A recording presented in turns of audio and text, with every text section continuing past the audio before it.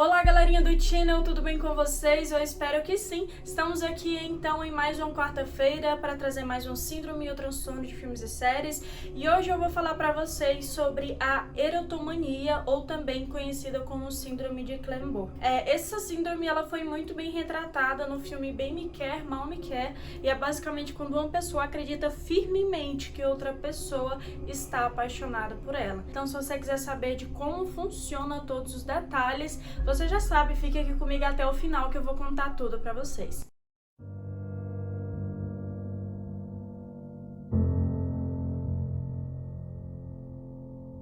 Mas antes de começar a explicar sobre essa síndrome, eu quero pedir para você, se você não é inscrito no meu canal, já se inscreve aqui embaixo, ativa as notificações para receber sempre quando sair vídeo novo, que eu trago tanto sobre casos criminais como síndromes e transtornos de filmes e séries. Então, se você gosta desse tipo de conteúdo, esse é o lugar certo. Deixa o like aqui no comecinho do vídeo, me segue lá pelo Instagram, @emmente.psique. Então, gente, o filme Bem Me Quer, Mal Me Quer é um filme excelente que você encontra aqui pelo próprio YouTube mesmo, é só você jogar Bem Me Quer, Mal Me Quer, filme completo dublado, que ele vai ter, e é um filme muito bom, principalmente para quem curte esse tipo de filme psicológico. No começo você vai até tender a acreditar em toda a trama que aquela personagem tá trazendo, até você começar a ver a história a partir de outro ponto de vista. E ele retrata muito bem quem possui essa síndrome realmente, quem possui erotomania ou essa síndrome de Clenbourne, e vai contar ali a história de uma mulher que ela se apaixona pelo médico vizinho, e ela acredita fielmente que esse médico está apaixonado por ela e que eles vivem uma história de amor. Mas primeiramente, pra gente entrar em alguns detalhes desse filme, eu já vou começar a explicar pra vocês como funciona a síndrome. A síndrome, como eu já repeti aqui algumas vezes, eu vou deixar bem claro que ela é basicamente quando uma pessoa acredita que outra está apaixonada por ela. E, gente, não é uma coisa simples de, por exemplo, aquela pessoa deu um sinal errado pra você e você interpretou aquele sinal como se ela estivesse gostando de você, como se ela estivesse flertando com você, porque eu acredito que todo mundo já passou por isso em algum momento da vida. Mas essa síndrome se dá quando possui uma alucinação, e essa alucinação ela é muito severa, que outras pessoas estão apaixonadas por ela, principalmente ou só pessoas que possuem assim um nível hierárquico maior. Ou seja, por exemplo, aquela mulher, ela se apaixonou por um médico. A princípio, o médico, ele é muito bem visto pela sociedade, ele possui tipo assim um cargo maior. Então, sempre quem tem essa imagem entre aspas de poder, a pessoa pode se apaixonar e acreditar que essa pessoa está a amando, na verdade. Então, essas pessoas normalmente criam alucinações em relação a pessoas famosas, a cantor, apresentador, a atriz, a ator, a médicos, a chefes de trabalho, a chefes de alguma coisa, enfim. Sempre é nesse sentido de uma pessoa que tem um poder hierárquico maior. Essa síndrome acontece principalmente com o grupo feminino. Não que isso não possa acontecer com o público masculino, até tem um relato que eu vou contar aqui pra vocês, que na verdade assim não houve nenhum profissional que tenha feito o diagnóstico dessa pessoa, então eu não posso dizer que ele sofria de erotomania claramente ou não. Mas o que ocorre assim, eu não sei se vocês lembram daquele episódio que aconteceu lá por 2016, que a Ana Hickman acabou sofrendo um assunto seríssimo de um fã que invadiu, que esse fã ele era alucinado por ela e quase fez com que ela ou outras pessoas ali próximas morressem, mas esse jovem ele acabou falecendo. Na época em que tudo isso aconteceu, muitas pessoas fizeram vídeos falando que esse rapaz possuía essa síndrome porque ele tinha essa paixão obsessiva por ela. Mas assim, realmente ele pode ter tido, ele pode ter fantasiado, além dele ter essa paixão obsessiva por ela, ele acreditar que ela correspondia a essa paixão por ele. Então, basicamente, aqui eu só tô dando um exemplo de como ela pode afetar sim também o público masculino. Outra coisa também interessante é que uma pessoa que possui erotomania, gente, eles costumam associar quaisquer sinais, mesmo que não tenha absurdamente nada a ver com aquilo, e a pessoa amada está passando algum recado para ela, que alguma mensagem que eles entendem. Como, por exemplo, eu vou contar para vocês um caso real de uma pessoa que sofria dessa síndrome. Não tem o nome dela nesse artigo justamente para proteger essa pessoa, mas eu vou deixar até aqui embaixo se vocês quiserem ler esse artigo, que era de uma mulher que possuía em torno de 40 a 50 anos de idade. Eu não lembro exatamente a idade que ela tinha, mas ela possuía em torno dessa idade e ela trabalhava em uma fábrica onde ela era costureira, e nisso também ela sofreu muito no seu casamento, ela sofria abusos físicos também, e enfim, ela teve uma vida muito sofrida. A sua aparência também, ela se desgastou muito porque ela trabalhava demais desde muito nova, e ela começou a acreditar que o patrão dela, que é chamado lá nesse artigo de Senhor X e ela de Senhora A, que esse patrão, ele tinha se apaixonado por ela. Primeiramente, esse patrão, ele era muito conhecido na fábrica porque ele costumava ter relações com diversas mulheres de lá. Então, uma vez, na verdade, ele passou e olhou para ela assim, mas nem foi um olhar que durou muito tempo, porque na maioria das vezes em que ele passava perto delas ou passava perto dela, ele nem olhava e ele nem cumprimentava. Então, naquele olhar, ela já pensou, será que ele gosta de mim? E aquele será já se tornou uma certeza absoluta. Então, ela realmente começou a acreditar que ele estava fielmente apaixonado por ela. E isso, gente, não tem nenhuma dúvida. Ela não tinha nenhuma dúvida. Será que era realmente, eles estavam tendo ali um amor romântico. Inclusive, gente, ela acreditava que ele tinha colocado diversas escutas na casa dela para que pudesse controlar o que ela estava fazendo, e então ela conversava na casa ali sozinha, acreditando que estava falando com ele. Mesmo ela nunca tendo ouvido a voz dele dessas escutas, ela ainda assim acreditava que tinha lá, então ela conversava muito tempo com ele. Até depois de um tempo, ela foi morar na casa da filha dela, e ela sempre acreditava que o Senhor X iria buscá-la, mas isso claramente nunca aconteceu, porque ele nunca esteve apaixonado por ela, mas era algo que ela realmente acreditava freneticamente, acreditava com toda a certeza do mundo. Assim como no filme, gente, você vai assistir, no começo ali você vai pensar que eles realmente estão tendo um caso e que tal e tal, com algumas questões que ela mesma imaginou na cabeça dela, que é mostrado só o lado ali dela da história. Então ela começou a acreditar naquilo, e aquilo era verdade, e qualquer pessoa que tentasse falar o contrário, qualquer pessoa que tentasse ir contra esse amor, ela se tornou até violenta. Uma coisa que eu vou falar pra vocês, que não é comum que pessoas que possuem essa síndrome sejam violentas, mas não é uma coisa que não possa acontecer. Realmente, se essa pessoa estiver com uma fissuração muito intensa como era dessa menina, e se ela acreditar que alguma pessoa, algum fator externo está atrapalhando esse amor, ela pode tomar algumas medidas para que esse amor possa ser vivido, esse amor entre aspas, né? Então, no filme você vê que a personagem, ela atropela a esposa do médico que estava grávida, até que a esposa dele perdesse o filho, porque ela acreditava que ele só não deixava a mulher porque a mulher dele estava grávida. Ela, inclusive, mata outro paciente que fez uma acusação contra ele, e até no finalzinho ela tenta matar ele também, porque ele fala que ele nunca teve nada com ela. Então, é uma coisa, assim,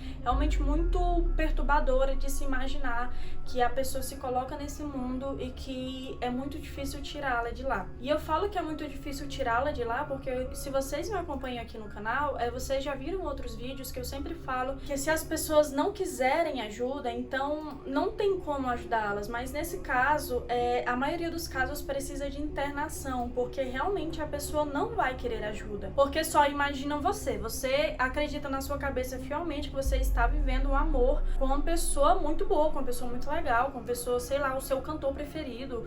Então, aí alguma pessoa chega e diz, não, você não tá vivendo esse amor, sendo que você tem certeza que aquele amor está acontecendo. Então, que essa pessoa vai querer buscar ajuda se a pessoa que ela gosta, que ela admira, está amando ela. Então, realmente, ela não vai querer buscar ajuda, e normalmente são terceiros que buscam ajuda por ela. Em alguns casos, há uma intervenção, sim, policial e judicial, principalmente quando essa pessoa pode se tornar um risco às outras pessoas na sociedade. A pessoa, ela pode se tornar um risco para ela mesma, como você vê no filme, e ela acaba tentando o suicídio por acreditar que aquele amor estava tudo indo por água abaixo. Então ela tenta suicídio por aquele motivo, porque normalmente pessoas que têm essa síndrome já têm um quadro depressivo. Mas agora que eu comecei a falar para vocês sobre esse assunto de quadro depressivo, é importante a gente ressaltar como uma pessoa desenvolve a erotomania. Primeiramente, assim, ele acredita Acredita-se que há um fator genético, porque não sabe a causa provável que aquilo vai acontecer, aconteceu tal coisa, a pessoa vai desenvolver, certamente isso ainda não existe na ciência desse campo. Então acredita-se que haja um fator genético, ou seja, se uma pessoa tem alguém na família, ela tem mais chances de desenvolver, e também acredita que os fatores ambientais estejam fortemente ligados, como por exemplo, a pessoa está passando por um trauma muito grande, então ela acaba desenvolvendo isso para que a sua mente não se ligue ao trauma. Pessoas que apresentam um quadro depressivo, como dessa menina, aparenta que ela tem um quadro depressivo, apesar de que não mostra como era a vida dela antes disso tudo, você nota que a tentativa de suicídio dela mostra que ela apresentava sim um quadro depressivo. Então, pessoas que têm uma depressão muito intensa, que sofrem muito com isso, podem criar esse amor ali muito intenso na cabeça delas, para que a dor da depressão seja apaziguada e ela não pense na dor que ela sente de verdade. Outras coisas também é que quando uma pessoa vai ser diagnosticada, é importante também ter alguns exames para verificar se não há algum problema biológico, como por exemplo essa pessoa ter um tumor cerebral. Isso são casos raros que uma pessoa com algum tipo de tumor desenvolva essa síndrome, mas pode acontecer. Então, para descartar essa hipótese, faz também os exames certinhos. Outra coisa é que essa síndrome pode estar associada a outras síndromes, como a bipolaridade, que eu já trouxe para vocês aqui no canal, a esquizofrenia também. Então, como esse quadro de alucinação é muito presente, pessoas que têm esquizofrenia sofrem de alucinação. Agora, voltando aqui para os sintomas, gente, outra coisa que pode acontecer, que é meio assim que surreal de você acreditar que o tanto que a nossa mente é capaz de produzir coisas, assim, eu fico realmente, é um assunto que eu gosto muito de estudar, me instiga muito, e eu fico pensando, meu Deus, como pode? Como, por exemplo, pessoas, elas podem ter sensações táteis.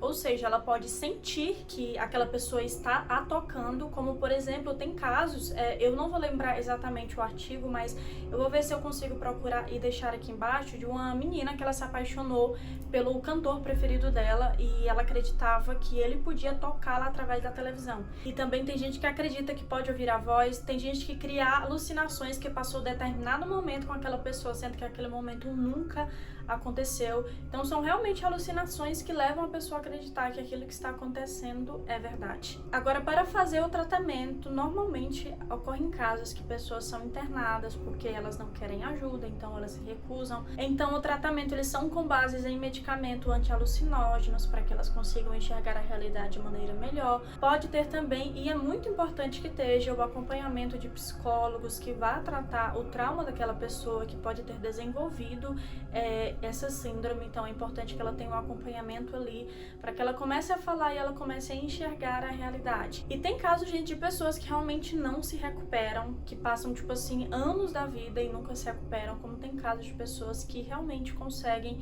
ver que aquilo era só uma ilusão que a própria cabeça dela criou.